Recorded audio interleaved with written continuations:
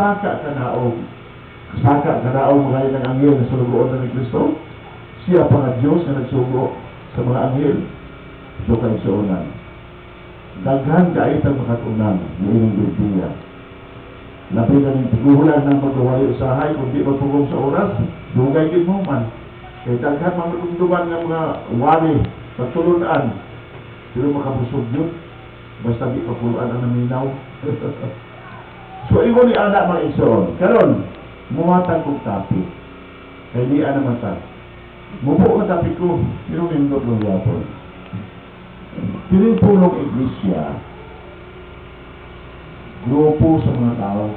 Karon natawag na kita diri nga iglesia. Dili nagtigog. Dili ni balaya ang iglesia ni Kristo ha. Ang iglesia sa Diyos ni Kristo kita na nagtigog karon. Nga nagsimba ng Kristo o nagdayo ng Kristo. Aron panghimo kitang tao ni Kristo, kauban ni Kristo, iglesia ni Kristo, panahon ni Kristo, iyang katawhan,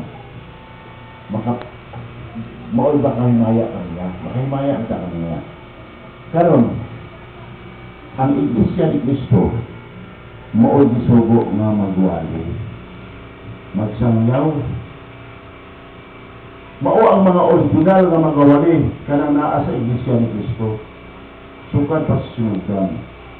Katawhan nga kaugalingon sa Dios. Iglesia sa Dios. Iglesia ni Kristo. Unsay pugbuot pasabot. Nag-prescribe kada nga kang Kristo nga tao. Nag-prescribe kada nga iya sa Dios nga katawhan. Kay Dios man si Kristo, gitawag nga iglesia ni Kristo, iglesia ng Dios. Kay Dios man si Kristo. Karon, adia ang sugo. Pinadayan, First Peter, na unang Pedro 2:9, apan kamo maoy kaliwatan nga pinili. Ang iglesia pinili. Kaliwatan katawan ba? Ang kahugnanan sa harianong saserdote. Ang iglesia kahugnanan sa harianong saserdote.